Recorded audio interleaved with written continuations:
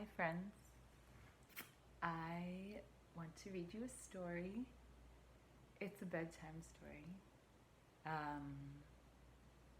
But the sun is setting over here and it's been a gorgeous sunny day, which is rare and precious these days, so enjoying that. And as you'll see, it's relevant to the story that I shall read you, which is called The Bat Poet. And I will try to show you these beautiful engravings as I can, as beloved librarians of my youth did. So yeah, this story is by Randall Jarrell, and these gorgeous images are by Maurice Sendak, who is a very favorite author and illustrator of mine, and probably most familiar to you for his classic childhood book, Where the Wild Things Are, which actually was published in the same year as The Bat Poet, which was in 1963.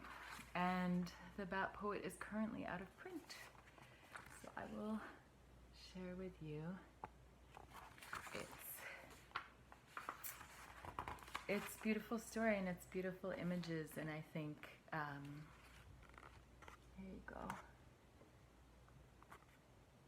I think it's very interesting that I had this book in my possession for many years, and I actually only read it for the first time just in the last month. And there's a longer story to the strange, charmed timing of that I won't tell you now. But I think, as we all are aware right now, the bats definitely have something to say, something they're trying to share with us. So maybe it's time for the Bat Poet. Once upon a time, there was a bat.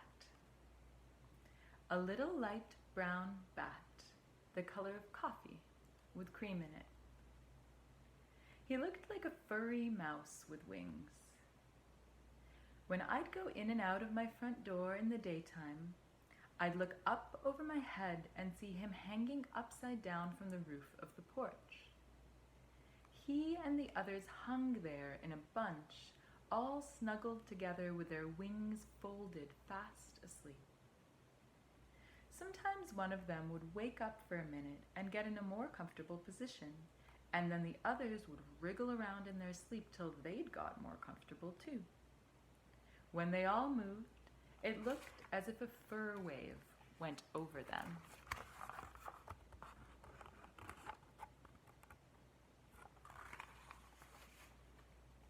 At night, they'd fly up and down, around and around, and catch insects and eat them.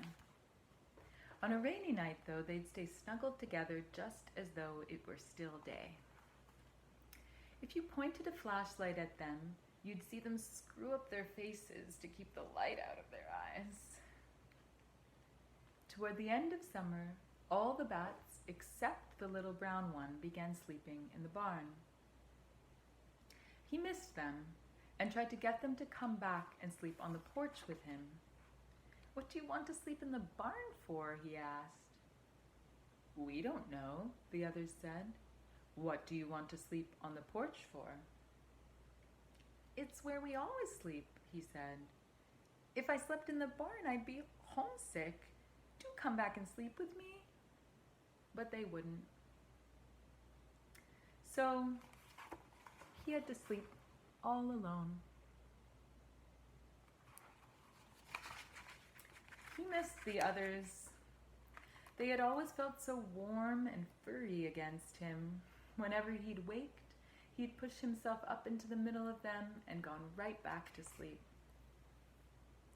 Now he'd wake up, and instead of snuggling against the others and going back to sleep, he would just hang there and think.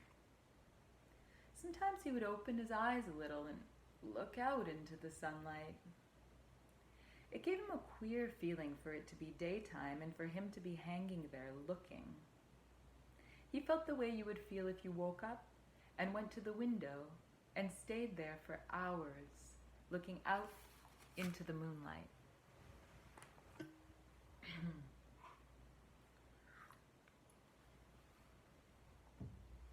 It was different in the daytime. The squirrels and the chipmunk that he had never seen before, at night they were curled up in their nests or holes, fast asleep, ate nuts and acorns and seeds, and ran after each other, playing.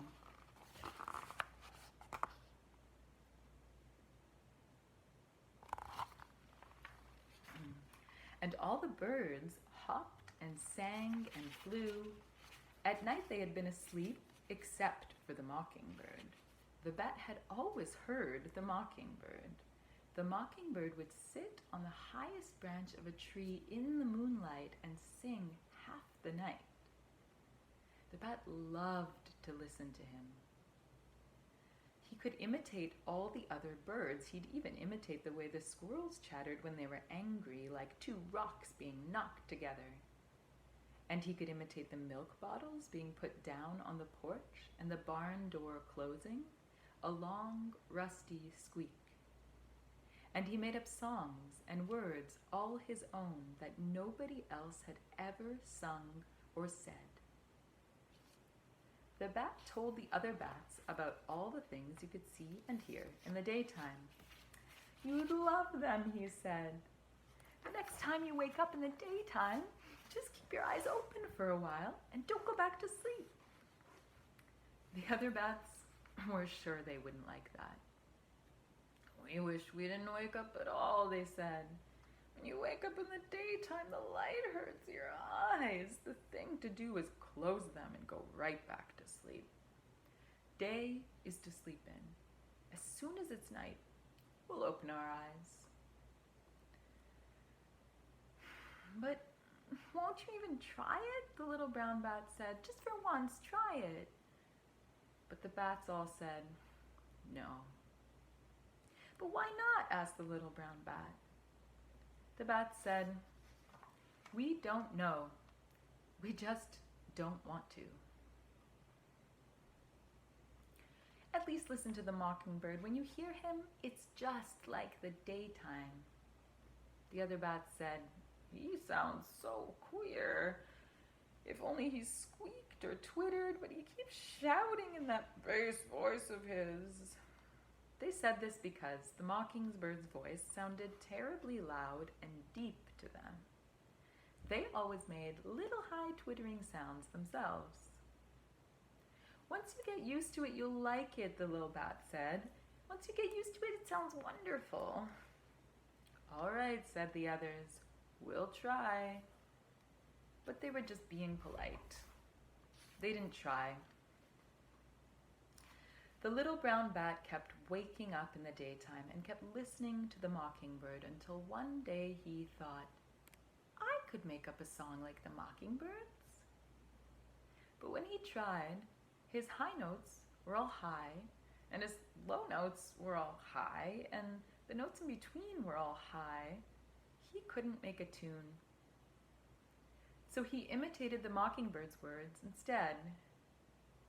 At first his words didn't go together. Even the bat could see that they didn't sound a bit like the mockingbird's. But after a while, some of them began to sound beautiful, so that the bat said to himself, if you get the words right, you don't need a tune.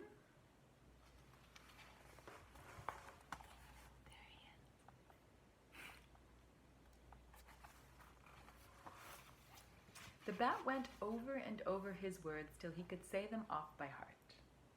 That night, he said them to the other bats. I've made the words like the mockingbirds, he told them, so you can tell what it's like in the daytime. Then he said to them in a deep voice, he couldn't help imitating the mockingbird, his words about the daytime. At dawn, the sun shines like a million moons, and all the shadows are as bright as moonlight. The birds begin to sing with all their might. The world awakens and forgets the night. The black and gray turns green and gold and blue. The squirrels begin to... But when he'd got this far, the other bats just couldn't keep quiet any longer. "The sun hurts," said one. "It hurts like getting something in your eyes." "That's right," said another. "And shadows are black. How can shadows be bright?" Another one said, "What's green and gold and blue? When you say things like that, we don't know what you mean." "And it's just not real," the first one said. "When the sun rises, the world goes to sleep." "But go on," said one of the others. "We didn't mean to interrupt you." "No, we're sorry we interrupted you," all the others said. "Say us the rest." But when the bat tried to say them the rest, he couldn't remember a word. It was hard to say anything at all, but finally he said, tomorrow I'll say you the rest." Then he flew back to the porch. There were lots of insects flying around the light, but he didn't catch one. Instead, he flew to his rafter, hung there upside down with his wings folded, and after a while went to sleep. But he kept on making poems like the mockingbirds, only now he didn't say them to the bats. One night, he saw a mother possum with all her little white baby possums holding tight to her, eating the fallen apples under the apple tree. One night an owl swooped down on him and came so close he'd have caught him if the bat hadn't flown into a hole in the old oak by the side of the house. Here they are. See the owl and the possum mama and babies.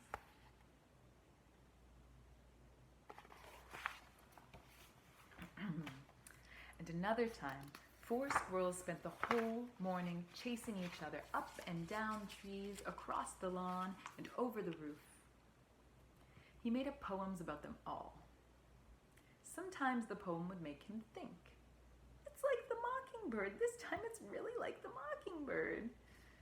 But sometimes the poem would seem so bad to him that he'd get discouraged and stop in the middle, and by the next day, he'd have forgotten it. When he would wake up in the daytime and hang there looking out at the colors of the world, he would say the poems over to himself. He wanted to say them to the other bats, but then he would remember what had happened when he said them before. There was nobody for him to say the poems to. One day he thought, I could say them to the mockingbird. It got to be a regular thought of his. It was a long time, though, before he really went to the mockingbird. The mockingbird had bad days when he would try to drive everything out of the yard, no matter what it was. He always had a peremptory, authoritative look, as if he were more alive than anything else and he wanted everything else to know it. On his bad days, he'd dive on everything that came into the yard, on cats and dogs even, and strike at them with his little sharp beak and sharp claws. On his good days, he didn't pay so much attention to the world, but just sang. The day the bat went to him, the mockingbird was perched on the highest branch of the big willow by the porch, singing with all his might. He was a clear gray with white bars across his wings that flashed when he flew. Every part of him had a clear, quick, decided look about it. He was standing on tiptoes, singing and singing and singing. Sometimes he'd spring up into the air. This time, he was singing a song about mockingbirds.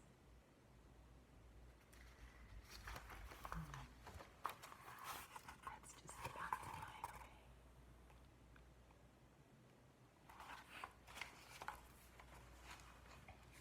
The bat fluttered to the nearest branch, hung upside down from it, and listened. Finally, when the mockingbird stopped for a moment, he said in his little high voice, "It's beautiful, just beautiful." "You like poetry?" asked the mockingbird. You could tell from the way he said it that he was surprised. I love it, said the bat. I listen to you every night, every day too. It's the last poem I've composed, said the mockingbird. It's called To a Mockingbird. It's wonderful, the bat said. Wonderful. Of all the songs I ever heard you sing, it's the best. This pleased the mockingbird. Mockingbirds loved to be told that their last song is the best. I'll sing it for you again, the mockingbird offered. Oh, please do sing it again, said the bat. I'd love to hear it again, just love to. Only when you finish, could I? But the mockingbird had already started. He not only sang it again, he made up new parts and sang them over and over and over. They were so beautiful that the bat forgot about his own poem and just listened. When the mockingbird had finished, the bat thought, No, I can't say him mine. Still though, he said to the mockingbird, it's wonderful. It's wonderful to get to hear you. I could listen to you forever. It's a pleasure to sing to such a responsive audience, said the mockingbird. Anytime you'd like to hear it again, just tell me. The bat said, Could, yes, said the mockingbird. The bat went on in a shy voice. Do you suppose that I could? The mockingbird said warmly, that you could hear it again. Of course you can. I'll be delighted. And he sang it all over again. This time, it was the best of all.